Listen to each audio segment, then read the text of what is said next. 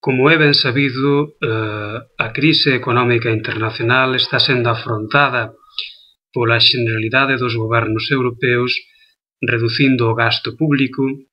e, entre outras, afectando de maneira moi substantiva na maior parte dos países as partidas dedicadas á cooperación internacional, sendo isto particularmente grave naqueles gobernos, naqueles territorios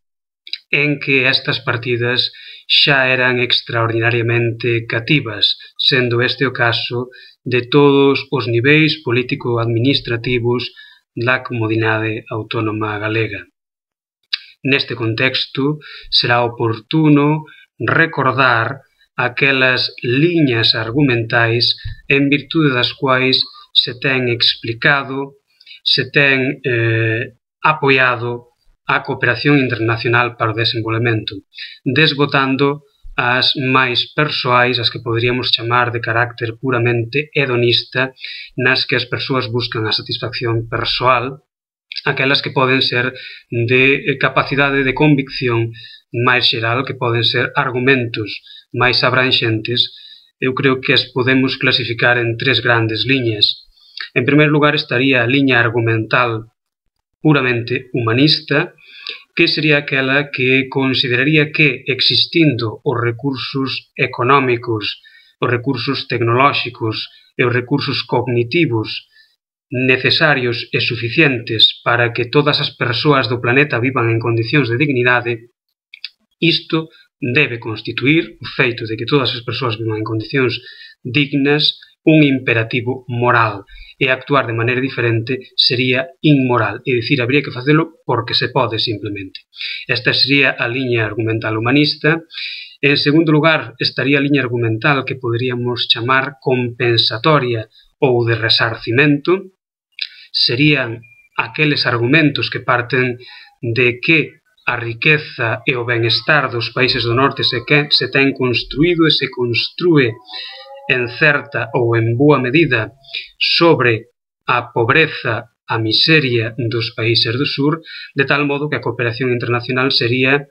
un intento por resarcilos dese dano ou por compensar ese dano que aínda na actualidade se produce. Neste sentido, e sobre todo quen utiliza este argumento aplicando á actualidade, é dicir, a riqueza actual dos países do norte construíse aínda en boa medida sobre a miseria dos do sur, un dos argumentos forza que convén destacar consiste en que o servizo de débeda externa dos países do sur que pagan aos países do norte, isto é, aqueles recursos públicos dos orzamentos dos estados dos países do sur achegados vía impostos, sobre todo que gravan as clases medias e populares, que se detraen deses orzamentos estatais que deberían ser destinados ao desenvolvemento propio para destinalos aos países do norte, supera o esforzo que se fai cos orzamentos públicos dos países do norte a través da axuda oficial do desenvolvemento hacia o sur, non a proporción de 2:1, isto é, por cada 2 euros que veñen dos países do sur para os países do norte, dos países do norte para o sur, únicamente vai 1 euro deses orzamentos públicos de uns e outros. Por tanto, a cooperación internacional para o desenvolvemento nin sequera, nas cifras que se están manexando hoxe, compensa a sangría de recursos públicos que se está a producir deses orzamentos estatais dos países do sur. E, por último, estarían os argumentos que poderíamos chamar de carácter profiláctico. Isto é, cooperamos internacionalmente porque sabemos que dos desequilibrios internacionais e, sobre todo, do feito de que existan uns países en condicións absolutamente miserables de vida, do punto de vista económico, claro, supón unha serie de problemas que no mundo global no que as fronteiras se desdebuxan acabarán salpicando de un ou outro modo tamén aos países do norte. Por tanto, a cooperación internacional para evitar males maiores. E aquí pódense por moitos exemplos. Por exemplo,